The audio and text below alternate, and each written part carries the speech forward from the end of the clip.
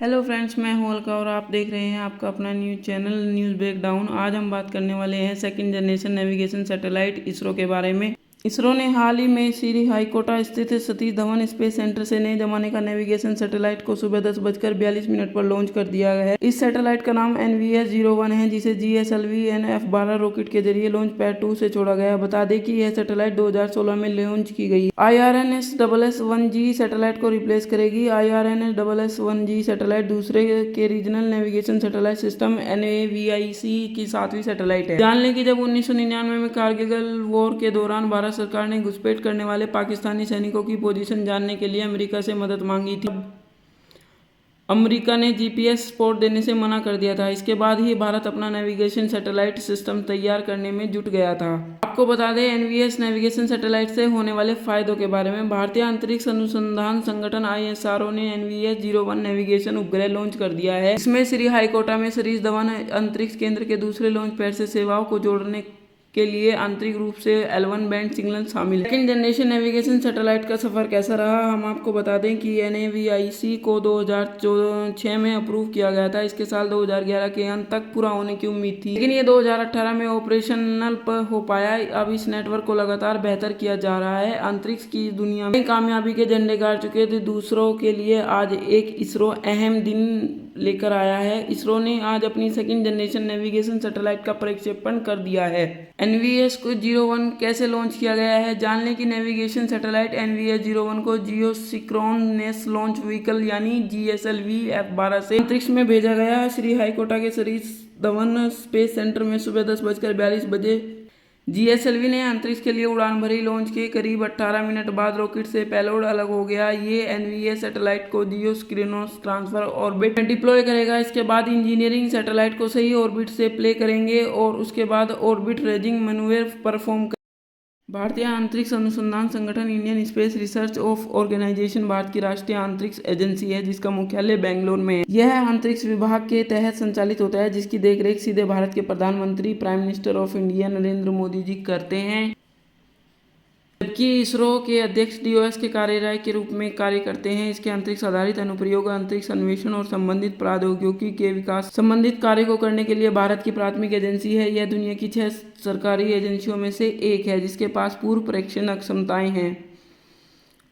इसरो उन एजेंसियों में शामिल है जिसके पास क्रायोजेनिक इंजन है, जो अतिरिक्त स्थलीय मिशन को लॉन्च करती है और कृत्रिम उपग्रहों के बड़े बड़े बेड़े को संचालित करती है। अंतरिक्ष अनुसंधान की आवश्यकता को पहचानने वाले वैज्ञानिक विक्रम साराभाई आग्रह पर 1962 में परमाणु विभाग ऊर्जा के तहत जवाहरलाल नेहरू ने अंतरिक्ष अनुसंधान के लिए भारतीय राष्ट्रीय समिति की स्थापना की थी। विकसित हुआ 1969 में DAE के भीतर इसरो बन गया। 1972 में भारत सरकार ने एक अंतरिक्ष आयोग अंतरिक्ष विभाग DOS की स्थापना की और इसरो को DS के तहत लाया गया। इस प्रकार इसरो की स्थापना ने भारत में अंतरिक्ष अनुसंधान गतिविधियों को संस्थागत रूप दिया। इसरो ने भारत का पहला उपग्रह आर्यभट्ट बनाया, इंडियन फर्स्ट सैटेलाइट आर्यभट्ट, जिसे 1975 को सामूहिक संघ द्वारा लॉन्च किया गया था। 1980 में इसरो ने अपने स्वयं के S3 उपग्रह RS-1 को लॉन्च किया, जिससे भारत कक्षीय प्रक्षेपण करने में सक्षम दुनिया का 6ठा देश बन गया।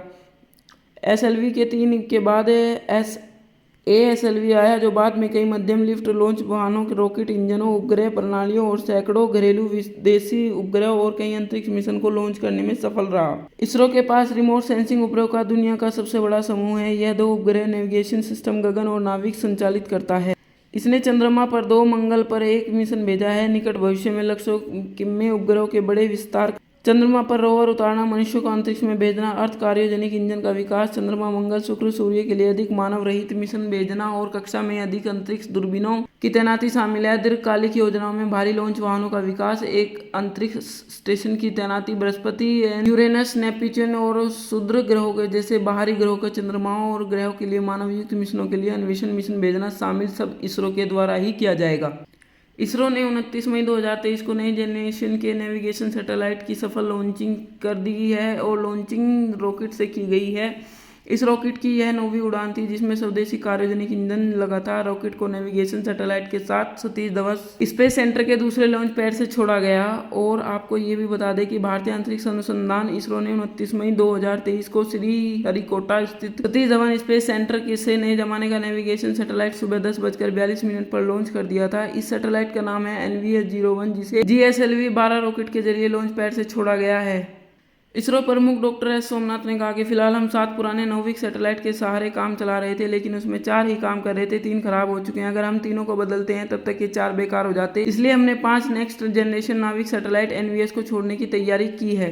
जैसे पहले Indian regional navigation system IRNSSS के तहत 7 NVAIC सैटेलाइट छोड़े गए थे। ये नक्षत्र की तरह काम कर रहे थे। इनके जरिए ही भारत में नेविगेशन सर्विस मिल रही थी, लेकिन सीमित दायरे में। इनका इस्तेमाल सेना, विमाएं, सेना आदि ही कर रहे थे। नाविक के साथ में 3 सैटेलाइट काम करना बंद कर चुके थे, इसलिए इसरो ने 5 सैटेलाइट का नक्षत्र बनाने का जिम्मा उठाया है। सुनने में ये भी आया है कि इसरो ने चंद्रयान 3 के पेलोड्स की अनस्बेलिंग शुरू कर दी है। ये काम बेंगलुरु में हो रहा है। दूसरा, इसरो की पूरी उम्मीद है कि वह जुलाई में चंद्रयान 3 की लॉन्चिंग कर देगा। अगर किसी तरह की तकनीक की दिक्कत नहीं आती है या फिर मौसम में गड़बड़ नहीं होगा तो लॉन्च वीडियो में ज्यादा बदलाव होने की आशंका कम है। चंद्रयान 2 में हुई गलतियां इस बार नहीं होंगी, क्योंकि इस बार चंद्रयान 3 की लैंडिंग तकनीक को सुधारा गया है, उसे नई तरीके से बनाया गया है। चंद्रयान 3 में मिशन इसको सिर्फ लैंड और रोवर भेजेगा, जबकि चंद्रमा के चारों तरफ चक्कर लगा रहे चंद्रयान 2 के ऑर्बिट से लैंडर रोवर का संपर्क बनाया जाएगा। पिछले साल बेंगलुरु में 215 किलोमीटर दूर छलोकरे के पास उलावती कावली में चांद के निकली गड्ढे बनाए गए थे, जिसमें लैंडर और रोवर की टेस्टिंग की जा रही थी। गड्ढों को बनाने में 24.2 लाख रुपए की लागत आई थी। गड्ढे 10 मीटर व्यास और 3 मीटर गहरे थे। गड्ढे इसलिए बनाए गए थे ताकि लैंड रोवर के मूवमेंट की सही जांच हो सके। लैंड रोवर सेंसर्स की जांच भी हो चुकी। चंद्रयान 3 में ज्यादातर प्रोग्राम पहले से ही ऑटोमेटिक है। सैकड़ों सेंसर लगाए गए हैं जो कि इसकी लैंडिंग और अन्य कार्यों में मदद करेंगे। लैंडर की लैंडिंग के समय ऊंचाई, लैंडिंग की जगह, गति पत्थरों में लैंडर को बचाने में ये सेंसर मदद करेंगे। चंद्रयान 3 चांद की सतह पर 7 किलोमीटर की ऊंचाई से लैंडिंग शुरू हो जाएगी। 2 किलोमीटर की ऊंचाई पर आते ही इसके सेंसर खुद काम करने लगेंगे। सेंसर के अनुसार लैंडर अपनी दिशा, गति और लैंडिंग साइट का निर्धारण करेगा और इस बात को वैज्ञानिक ध्यान रखेंगे कि लैंडिंग को लेकर कोई गलती नहीं की जाए, क्योंकि चंद्रयान 2 में सेंसर और बूस्टर में दिक्कत आने की वजह से की हाई लैंडिंग नहीं थी। चंद्रयान 2 सतह से करीब 350 मीटर की ऊंचाई से तेजी से घूमते हुए जमीन पर गिरा था। तो गाइज, मिलते हैं नई वीडियो में नई अपडेट के साथ। उम्मीद है कि आपको ये वीडियो पसंद आई होगी। चैनल को प्लीज सब्सक्राइब कर दीजिएगा।